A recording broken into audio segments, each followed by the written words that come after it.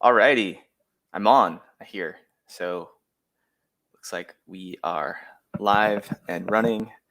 Thanks everyone for joining this session. This is my third. First of all, I'm Kevin. I'm the head of marketing at Common Room, but this is my third time doing a session like this with Rev Genius. So really big fans of what you all are doing here and the community.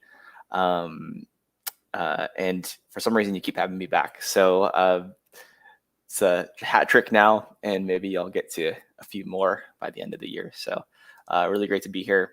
I think there was an icebreaker question around that Gina shared around what podcasts you're listening to. I share that I'm listening to Sharp Tech, which is my professional podcast. That's an easy one to share, but there's another one that my wife got me hooked on, and I was like, oh, I'm not going to be into this. And we started listening to this podcast called Something Was Wrong, and I got hooked really deep into it. So that's a fun one if you want some junk food type podcast. But anyways, I digress.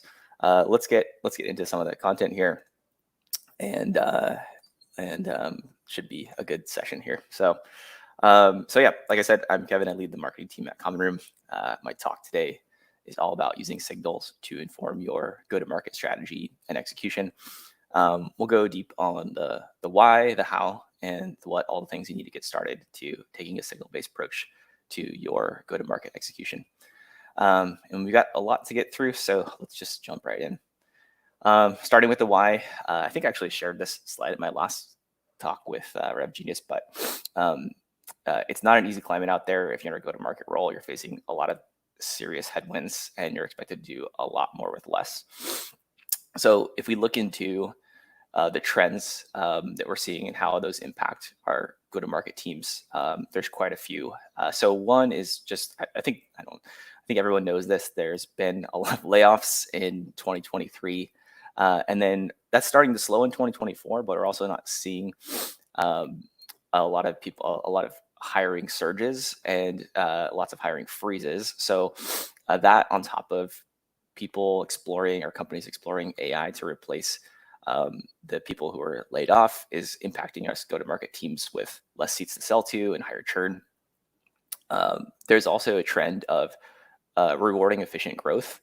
Even just efficiency in general, not even growth, is being rewarded over growth at all costs. So we're seeing this in both the public and private sectors. One very telling chart to show here is that for the first time in probably a decade, maybe more, there's been a softening of software as a service tools being used at companies. So we're entering this period of potentially the MarTech stack consolidation. And I know a lot of us here work at software companies that sell subscription services. So the impact to us is contraction of SaaS vendors in addition to employees, which we covered on the last slide. And then the third trend here is that it really feels like the traditional revenue playbook, predictable revenue playbook is no longer effective. And that's because the vast majority of buyers prefer a rep-free experience. Gartner has this stat of 75% of B2B buyers prefer rep-free experience. I think it might even be more than that. But the trend is that it's harder to grab the attention of buyers. Our emails and outbound is less and less effective as the days go on. And even Google's cracking down on getting into the inbox. So, I think if we ask ourselves why this is a trend, it's all kind of a byproduct of customer preferences. They want to be in control of the buying experience. They want to get references from unbiased sources, and they want to try software before they buy. And the impact means that all of us on the go-to-market side of things have less and less control over that user experience and less visibility into what's going on with the customer buying process. And then if you look at the data behind how these trends are impacting the markets, there's this massive study that Sapphire Ventures did on go-to-market efficiency. And they reported that the magic number, which is defined here, you can look at the formula here, but it's essentially a rule of thumb for efficiency. And that's halved in the last 2 years. So that is not a really great outlook for for efficient growth, especially if you're in selling software. And that's also being seen like directly hitting our revenue numbers. So I put this other thing here as a post from a quick survey on Twitter. I think it was Twitter, LinkedIn, from Jason Lumpkin, that shows that only 18% of sales teams are hitting quota when surveying sellers. So this is a pretty hard pill to swallow for us on the go-to-market side of things. Okay, so for some reason, I always start my Rep Genius talks with these bummer of trends. So I'm sorry about that. Hopefully we're not too bummed yet. And before obviously giving up, there's some light at the end of the tunnel, or should I say dark funnel. Okay, I'll pause for laughter. And then, sorry for the lame puns. Let's get into the actual content here. So, okay, so to get us all on the same page, I feel like it's good to level set on what we're meaning, or what I mean when I say signal-based go-to-market. The way I define, let me grab some coffee here, a little frog in my throat. All right, still early for me.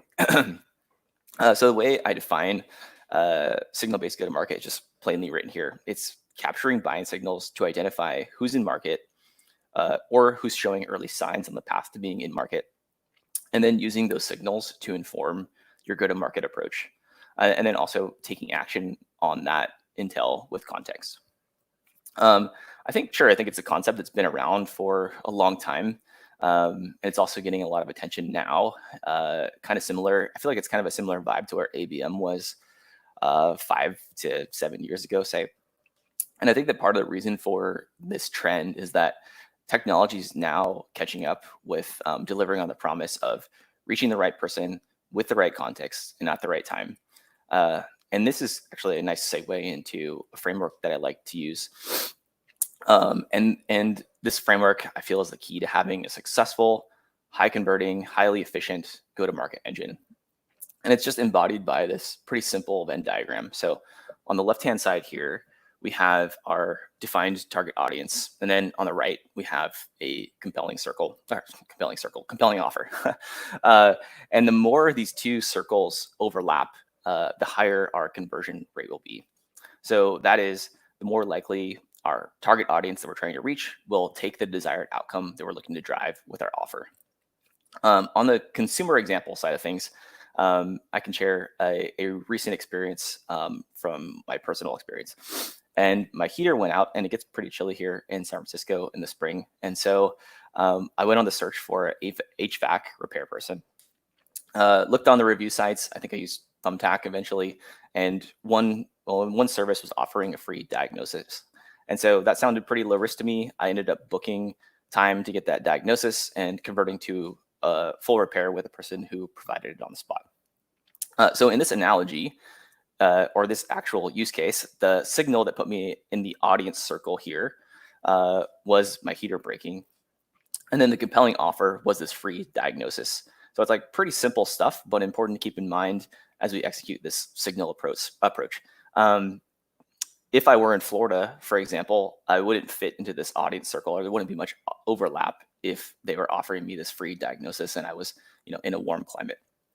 And so for our go-to-market efforts to be effective, we're going to have to crisply define our audience and come up with a compelling offer for that audience. And signals actually help out with both circles. So now let's jump into how to find the right signals. And the number one question I get asked about when it comes to taking a signal-based approach is, what signal should I start out with, or what signals should I start out with? And unfortunately, there's not a uniform answer to this question, but there is a methodology that we can use to find signals to start with. And the very first step is just listing out the possible options for your go-to-market approach.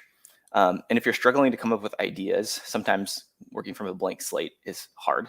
But there are a ton of signals, and I literally put 100 of them into a spreadsheet, which I think is accessible in the resource column or tab in this platform. So you should be able to grab that, or go to this URL here and grab that spreadsheet if you need some help with ideas. Okay, so Oh yeah, and also includes this template to help out with your signal prioritization on a separate tab, which we're going to get into right now of how to prioritize. Okay, so let's move on to the signal selection process. And I'm super excited to share this slide. It's one that I actually created specifically for this talk, and it's intended, hopefully it's not too complicated, to help out with signal prioritization. So since there are hundreds, maybe even thousands of signals that one can consider, I feel like it's a helpful practice to plot your signals on a graph like this to give you a heuristic for which ones to prioritize. Now, let me try and explain this graph a little bit. So on the left-hand side here, the left x-axis, we have the volume of signal represented by this purple line. And on the right, we have the approximate conversion rate by signal, which is this green line. And the key thing that this highlights is that as a general rule of thumb, the higher the intent signal, the lower the signal volume. So we can see on the green conversion line that the high intent signals, like an upgrade request or a demo request, typically have a lower frequency, which is mapped to the purple line below. And then vice versa goes for the high volume signals. Signals in quotes, cold outbound is not really like a signal, but has a practically limitless volume of what you can pull, who you can reach out to, essentially, but the lowest conversion rate.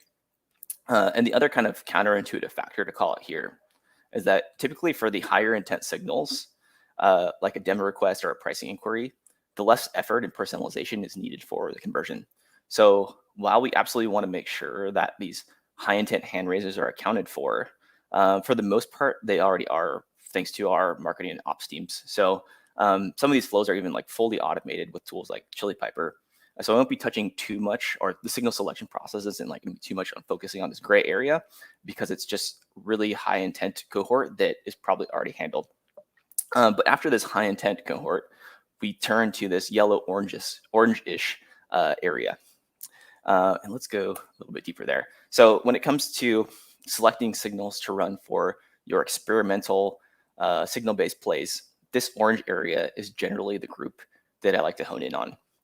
And it kind of strikes this balance of intent levels plus volume. And if we're using our signal list that we've come up with, you should be able to start mapping those onto this chart here, or this graph here, and come up with a pretty solid list of, let's call it a dozen or so signals that seem like pretty low-hanging fruit to get started with.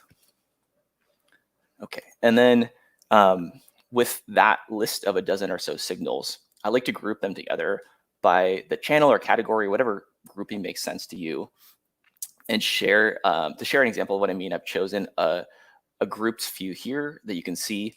And what's nice about this grouping is that you can get a feel for what areas are easy to track versus what need assist from engineering or software to be purchased. Also, when it comes to drafting your outbound copy, aka your offer, group signals like product signals, for example, typically share the same patterns.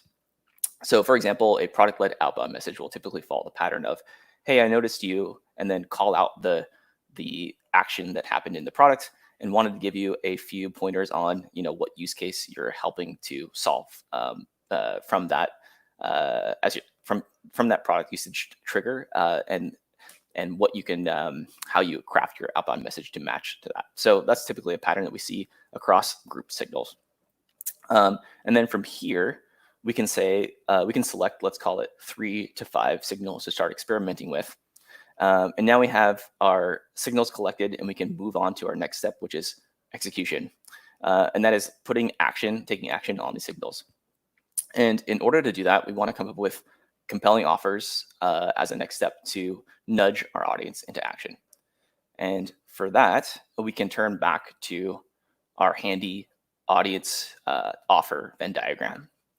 So I've outlined a few of the common signal to offer mappings to paint a picture here of what I'm getting at. So for instance, and I'll just read these off, a signal of a docs page visit for a specific integration will trigger an offer to share a customer story where that integration was used. Or a signal of a user or a few users in a workspace reaching limits on their current plan would trigger an offer where a CSM or a salesperson would give a heads up to that person and help them navigate to a new plan before they hit that ceiling or lose data or whatever the consequences there. And then finally here, a signal of an economic buyer who's engaging with a competitor will trigger an offer to share a comparison or user reviews that compare the two products. So hopefully we get the point here, and this closes the loop on the whole how signals can help, how the audience to offer match can help, signals can help that and play a part.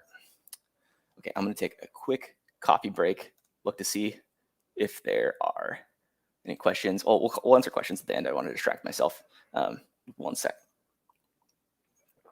Okay, so before jumping into the actual examples, which I'm definitely going to cover, there's one last thing I wanted to share, and that is the prerequisites needed for the whole end-to-end signal capture to go-to-market execution process. And there are 3 things that need to be true to make that a reality. One, on the left here, we need the ability to capture the signals that we've selected in the previous steps. In the middle here, we also need to know the person or the account behind the signal. So we need some sort of mechanism, whether that's a enrichment software or even just a human reviewing the person behind the signal, and then take that and match the action with the person in our target audience. So we need some sort of filter in the middle here. And then we then need the means to reach that person with an action. This could be reaching them manually over LinkedIn, or adding them to an outbound sequencing tool, or pinging them on Slack, or even text message. So just some mechanism to reach the audience. And if this is starting to feel overwhelming, it's really not that hard, and it's very low barrier, and we can take a crawl, walk, run approach to running these signal-based plays. So you don't need any tooling or software to start. And so let's get started with the crawl example. Okay, so one thing to mention here is that the next few slides will take a very similar format, or follow a very similar format. We'll grab a signal, we'll filter out by our high intent users, and then we'll take action with context. This is an example of a play you can run right now with no tooling required. It's tedious, but if you want to get started, you can do things that don't scale at first, and then add software and automation after the fact. And this signal play goes like this. So find an influencer who has posted content to a related problem that your product can solve. I chose Chris Walker for this example because I think a lot of people follow and know who he is, and it's also relevant to Common Room. And if you look through the comments and reactions of this post, this is where your signal is coming from. And so from here, you can filter out the non-qualified people. And I actually did this manually for this post here. It took me about 5 minutes to quickly sift through, and you can see the stats on how many comments I sifted through, the people identified, and also the time it took. And then send that filtered audience either a DM on LinkedIn or an email referencing the post and how your product can help. So sure, this is absolutely tedious, but it doesn't require any tooling, and it's something that anyone can do right now and without the help of marketing ops or engineering. So super simple way to get started here, no excuses. And okay, let's move on to the walk phase. So now we're definitely getting into a territory that's more automated and scaled, yet uses the same similar approach: signal capture, identify, and take action. And full disclosure, the screenshots that I'm showing here are from Common Room, which is where I work. And so I'm biased, but that's what we're using to run this play end to end. You don't have to use Common Room, but might as well throw in that plug for us, I guess. So in this example, for our signal capture, we're grabbing visits from a pricing page. Obviously, that's a hard one to do manually, so we can't use this for our walk use case or walk phase. But then we'll enrich the users and accounts and apply a filter to isolate high fit audience with to follow up with. And then high fit audience is automatically added to this burn down list here for our reps to run through on a daily basis. And so finally, for the last mile, we have a human touch. So a human will come in, a rep, I shouldn't say just human, a rep will come in and review and take action on this list of people who have visited our pricing page. And then they'll add them to an outreach sequence, and that sequence is personalized for based on their role and also their pricing page activity. And what's nice for reps at this walk stage is that most of the heavy lifting of investigating an account and prospecting the right people on that account, et cetera, is pretty tedious. And we're automating a lot of that by combining that signal with fit and using software to do that. Okay, and now for the run phase. And this is where we get to full end-to-end personalized go-to-market execution at scale. And as I alluded to before, we've gotten to this place already with our super high intent, predictable signals like a demo request. And tools like Chili Piper have enough context and structured data to allow a user to book a meeting with the right rep and without any human touch. But where this gets really fun is when we start adding that same level of automation to less structured signals. So in the screenshot here, we're using the same signal from the last slide, pricing page visit, but this time with full automation. And so you can see here that that the flow runs regularly and automatically. It identifies a pricing page visit, filters out anyone who is not an economic buyer, and then cross-references the account owner in our CRM. And for that last step, it just automatically adds that person to an outreach sequence and incorporates the context of the user action, and no human touch is required. So pretty cool stuff. I'm very excited by this end-to-end automation and personalization. And so, yeah, I think that covers it for the signal selection and execution process, but we haven't yet got into what this approach looks like at scale. So let's turn to the next slide. And to run this signal-based motion at scale, we can turn to this concept or use this concept that I like to call signal stacking. And inevitably, your signal-based plays will hit ceilings. When that happens, you can do a few things for continuing growth. One, we can optimize our offer more to get a better conversion rate. This is usually like the first place to turn to so that you maximize your signal efficacy. And then two, when that starts to hit ceilings of optimization ceilings, our conversion ceilings, we can then turn to expand our aperture to different signals. And this is where signal stacking happens. So we've hit limitations of a single play that's working, but that play stays evergreen, represented by this line continuing. But then if we want to grow our pipeline or want to grow our revenue via signals, we'll need to stack on more plays. So for each play, we can go back to our process, identify the signal, use the crawl, walk, run framework to optimize. And then when that next signal starts showing signs of hitting ceilings, we can just start to layer on more. Okay. So the last thing I wanted to share is an actual signal-based play that we are running at Common Room, and we're seeing really strong results with. The signal that we're using is an automated version of the crawl example, actually, I shared earlier. It's people who match our ICP, who have engaged with a prolific LinkedIn person who's talking about a trend or a competitor or something like that in our space. And so how it works is we identify relevant LinkedIn posts that are trending.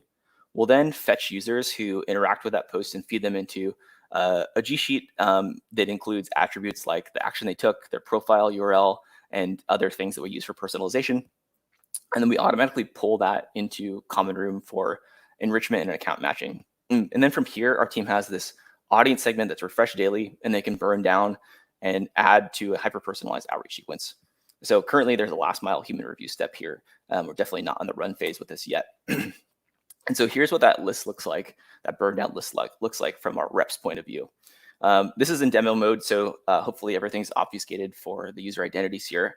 But you can see that there's a list of economic buyers who have engaged with a relevant social post, and that this list is prioritized for our team to come in, review, and add to some sort of outbound sequence. And then here's an example of the dynamic fields we're using that are surfaced in that outbound email. It might be a little hard to see on the screen, but there's dynamic variables that we inject into the email, and those dynamic variables include things like the name of the person who was the original poster, the action the prospect took on the post, the topic of the post, and we do this kind of manually right now, but we're looking to AI to help summarize the topics. And then finally, how our product maps to the topic of that post.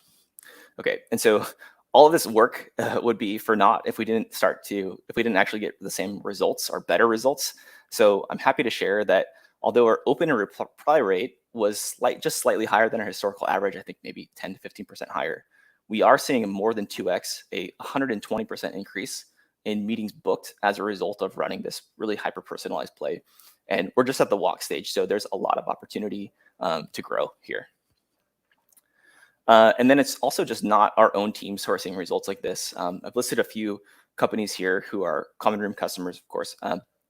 They're leading the way with taking the signal-based approach to their go-to-market strategy. And they're leveraging signals to book more meetings. They're adding more qualified leads to the top of the funnel on the marketing side, and they're helping their go-to-market teams be more efficient by running plays that previously only the most advanced reps would run. And they're doing this all at scale and across all pillars of the go-to-market team, marketing, sales, success, and community. Okay, and now the last slide here is just the part where I pitch Common Room a little bit. So everything you saw here is possible with our product. Sure, you don't need to take a signal-based approach, but it does help. And what we do really well is a few things. So we capture signals from traditionally hard to find corners of the internet, and we have native integrations with dozens of sources, everything from dark funnel channels to product usage to website visits to open source activity, and just a lot more that I can't even list here. We then unify those signals into a single user identity that's enriched and automated using waterfall enrichment and AI to augment matching profiles across different channels. And then in turn, go-to-market teams can get this full context of not just the user journey, but also how multiple users are active within a given account. So they can take an account-based approach. And then from there, we give go-to-market teams the ability to run last mile automated actions like sending a bespoke outbound message or improving speed to lead with real-time alerts or automating prospecting and multi-threading into economic buyers, and just a whole lot more. And so the plug is we have a free version. You can sign up now, test it out yourself, or hit me up, send me a message. I will be happy to show a demo of everything. And yeah, that's it. I'm done with the talk. Happy to jump into questions, but before doing that, wanted to plug, check me out on LinkedIn. I talk about this stuff all the time. And then also, join our community or try Common Room for free. And that's all I got. So let's go to questions. Gina, I don't know if you can help me out with that. Oh, I see some Q&A already. What in walk phase? Oh, yep, that is correct. Oh, sorry, guys. I was trying to find my controls. And so we did have one question come through. And guys, please drop your questions either in the comments or in the Q&A section, which is located right below. We're going to take this time now and go ahead and answer them live. So we had one question from Pradeep. What tool in walk phase? Yeah, well, let me go back here. I guess I can do that. So I think you mean this one. I called out in that it was Common Room that we're doing this. There's many tools you can use. There's plenty of tools that can capture website signal, and you can use your engineering team to, take that signal and put it into HubSpot or something like that. But end to end, we're using Common Room for this right now. That was a softball awesome question. I went ahead and yep. No problem. Nancy wanted to know if the deck will be shared. Yeah, sure. I can definitely share the deck. Yeah, why not? We'll follow up with the deck. I don't know why I'm jumping through all the slides right now. Let's go back to the end. No worries. I went ahead and posted your LinkedIn as well, Kevin. So if anybody has any questions after the fact, they can connect and DM you and ask those burning questions. Cool. All right. Well, I guess do we not have any more? That's fine. Come on, guys. I know you guys have some kind of questions. We're going to share the recording, right? Yeah, of course. Yeah, absolutely. Anybody who registers will receive a post recap email that will include the recording. Feel free to share it to your colleagues. If they would like to register directly, they can visit revgenius.com/events and look for how to run Signal-based GTM Motion webinar and register there. And they'll be able to watch it live or watch the recording. Cool. I'm going to try to use this tool called Opus Clip for the recording to see if I can break out some of the pieces of it and use it for LinkedIn LinkedIn, what's it called, posts. So yeah. Nice. Okay, here's a question here. Yeah. Yeah. Is So there a way to Heather asked highlight this? what. Oh yeah, go ahead. Sorry, I keep No, interrupting. that's no, you're fine. You're fine. Heather asked, "What's a signal you've tried that hasn't worked?" Ooh, that's a really good question. There's probably too many to count. One, some signals I would say are counterintuitive that you would think work really well. Something like a product login from a economic buyer, or like a new trial from an economic buyer, or something like these signals. No matter how personalized I try to get with the outbound and reaching those people, sometimes just like you don't move the needle as uh, anywhere with it. It's like the same results that you would get with just a traditional onboarding email, welcome email. So that's something that is kind of counterintuitive, is that some of the product signals that you think would get a high conversion if you address, actually, people will ignore you and they're just like, I want to kick the tires and don't want to respond to a salesperson. That's the reason why I'm using the product-led or self-serve product. So I'm trying to think of what other ones don't work. I don't know. I feel like that's good. I'm sure more will come to me, and I can follow up on that. Yeah. Yeah, absolutely. All right, guys. Any more questions for Kevin while we have him on live? Oh, I thought of actually some other ones that don't work Mm-hmm. really well. And I think it's because of the misuse of them in some way. So a lot of Okay. let me go back to this framework. Actually, it's helpful for explaining. Let's go here. Okay, so a lot of the signals in this marketing area, this purple area here, are less effective for outbound conversion, like a salesperson like taking that signal and taking action on it. And a lot of the reason for that is because there's not an identity attached to the signal. And so if you have an account that has a hiring trend, or that is showing showing intent for like keyword intent, like they're looking at a something in your category, like a keyword in your category that you'd want to be like, oh, this is putting this account in market. It's oftentimes really hard to find the person behind that intent. And so from a seller point of view, what they'll go in and do is say like, oh, this account, that has 1,000 people at it. Let's pull all the people in my ideal customer profile and like send them a message that's about this keyword intent that we found. And usually oftentimes I don't think that the person who they're reaching out to is the actual person behind the intent. So that is not really effective at driving conversions or getting meetings booked. And so what I think that those more third-party inferred intent signals can help out with is on the marketing side. So you have all this list of accounts who are showing these intent signals, but you don't know the person behind the account. And so what the marketing team can do is take those signals and then start to blanket or get air coverage for those accounts with their messaging. And then when they hit the right person, then that person will come inbound or raise their hand or be identified at some point.